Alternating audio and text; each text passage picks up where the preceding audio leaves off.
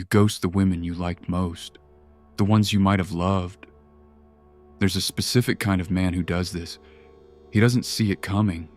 He doesn't know he's doing it until he's already gone. And until you understand why you work this way, the next one is on her way out too. You've been here before. Different woman, same place. You meet someone, something about her is different. She gets you. You can breathe around her. Somewhere around week 4 or 5, you catch yourself thinking, this one might actually work. And for a stretch, maybe a month, maybe 3, you're a different man than you've been in a long time. Then, one ordinary afternoon, something moves in you. You can't name it. You don't see it coming. You just start drifting. The replies get shorter. You notice little things about her that annoy you for the first time. You tell yourself you need some space. You tell her the same thing. You say it's about work. You say it's something you're going through. You say it's not her, it's you. And that last one is the only true thing you've said in 2 weeks. She ends up hurt, or confused, or both. She thinks she did something wrong. She didn't. You just watched yourself drift from the shore, and there was nothing you could do about it. And when you think about this honestly, in a quiet moment, you notice something worse. The women you do this to, they're never the ones who bored you. They're the ones who got past the door. This is what people call avoidant attachment, and there's a part of it that almost nobody tells you. Most people think you pull away because you don't feel enough. That's not it. You pull away because you feel too much, and the more real she becomes, the more you feel, the faster you disappear. Today, I'm going to show you where that comes from, a specific moment in your childhood you may have forgotten, and one thing you can do. Tonight, next time you feel the pull to vanish, that starts the unlearning. If this is landing, hit subscribe. We go here every week. There was a psychologist named Allan Schore who spent 3 decades at UCLA trying to understand one thing. What happens to a child when he learns to feel alone? Not physically alone. That's a different thing. I mean when he feels something. Fear, joy, sadness, wanting, and there's nobody who can meet him there. Schore watched babies. He watched mothers. He watched the way a calm hand on a crying child brings the crying down. A soft voice, a look held 1 second longer than you'd expect. These things are the whole world to a baby. A baby can't calm himself. He has to borrow a grown-up's calm. That's the deal. That's how it's supposed to go. But some boys grow up without that trade. The mother is sick or exhausted, or not really there. The father is behind a newspaper or behind a wall. The big feelings come, and the boy learns early that nobody comes with them. So the boy does what any boy would do. He stops having big feelings where anyone can see them. He presses them down at the root. He figures out how to bring himself down alone. He gets good at it. By the time he's 7, he's a boy who seems easy. By the time he's 17, he's the kid everyone says is mature for his age. By the time he's 30, he's you. Quiet, capable, alone in a way people mistake for strong. And when he finally meets a woman who reaches him, actually reaches him, the same thing happens that happened when he was small. The feeling gets too big, and because he never learned any way to let someone else hold it with him, the oldest move in his body takes over. He shuts the feeling down, the way he's always done, the only way he knew how, which was, he leaves. You know the drift. You've lived it. It starts small. She says something over dinner, and you notice, for the first time, that her laugh catches you wrong.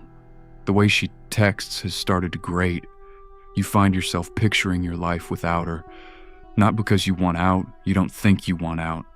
You just catch yourself picturing it. Then you catch yourself picturing it again. Then the phone stops leaving your pocket as quickly. Your replies get short. You tell yourself you're busy. You're not busy. You're pulling back, and somewhere under the part of you that knows, Another part is already making the exit plan. Then she asks what's wrong, and you open your mouth and find nothing there. Not silence, fog.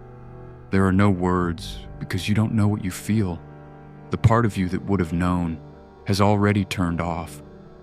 And then you don't answer a text, then you don't answer again, then she stops sending them, and it's over. You didn't decide any of that. It happened the way weather happens. But it isn't weather. It's the same quiet move that ran your whole childhood, working now on a grown woman instead of the silence of a house. The disappearance isn't cruelty, it's an old door closing. Let me take you somewhere. You were 6 or 7, you were in your bedroom. Something had happened.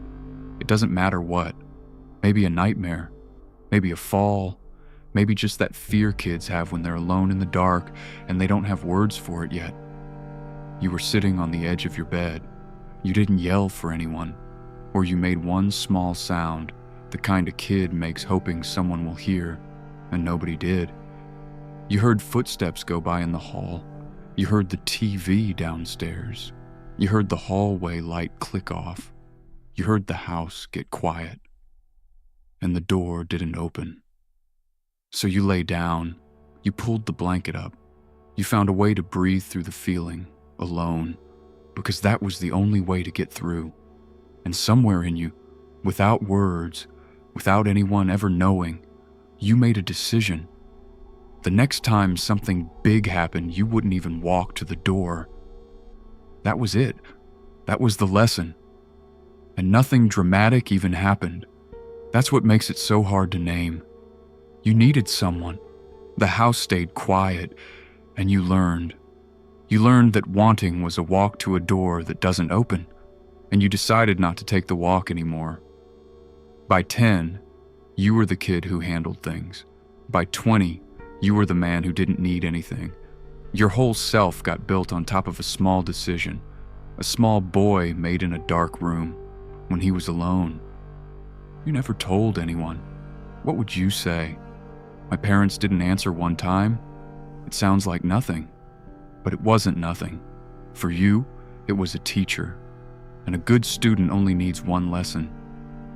Every woman who has ever walked into your life has walked into a house where a small boy is still sitting on the edge of a bed, listening for footsteps, deciding one more time that the door isn't going to open. Here's the part no one tells you, and it's the part that changes how you see yourself. The leaving doesn't come when she's boring, or when she's distant, or when she's keeping her own walls up. With those women, nothing moves in you. You can date them for a year. You can see them forever. The leaving comes when someone gets past the door. That's the part that makes no sense until you see it. You don't pull away from her because you like her less than the others. You pull away because you like her more. Because she reaches you. Because she makes something move in you that hasn't moved in a long time. And that movement is the exact thing you learned a long time ago, not to feel. The boy on the bed doesn't react to a stranger walking past his door. He reacts when the handle turns.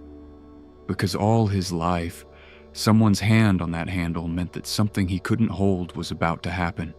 Disappointment, emptiness, the door opening to nobody, or to someone who didn't see him.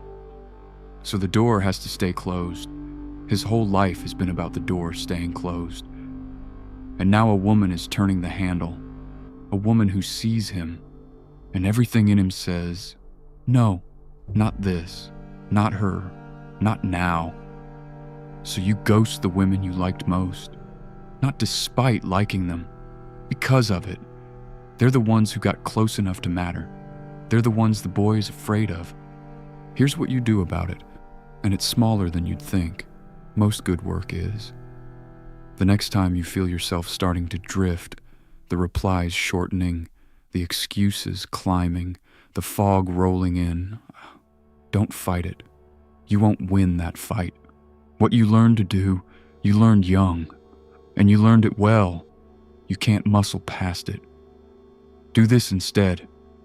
When the urge to leave comes, a conversation you want out of, a text you don't want to send, a relationship you're about to ghost. Stay 60 more seconds. Not forever, not an hour, 60 seconds. Don't explain yourself. Don't make a speech. Don't promise her anything. Just quietly to yourself. I'm not going yet. If you're on the phone, stay on the phone. If you're in the room, stay in the room. If you're about to send a text that ends it, put the phone face down for 1 minute. 60 seconds past the point where every part of you says leave. And here's why it works. You have lived your whole life on one old lesson, that staying costs too much, that getting close leads somewhere you can't survive. You have never once been shown otherwise.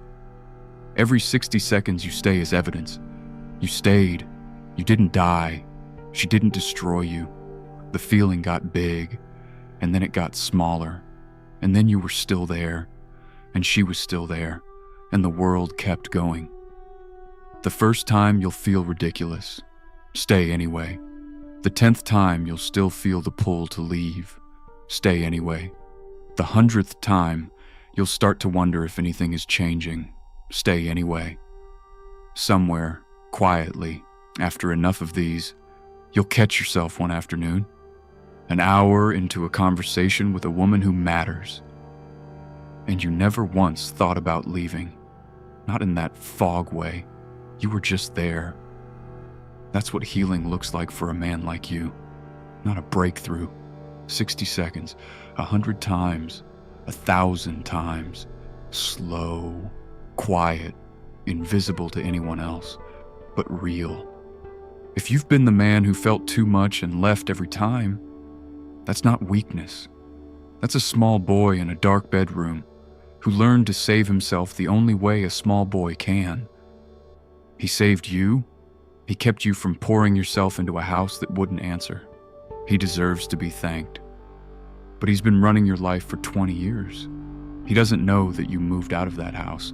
He doesn't know that the doors in your grown life open when you knock. He's still on the edge of that bed, still listening, still waiting, still deciding it's safer not to need anyone. You can show him.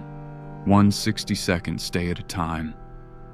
What was the first moment you remember deciding it was safer not to want anything?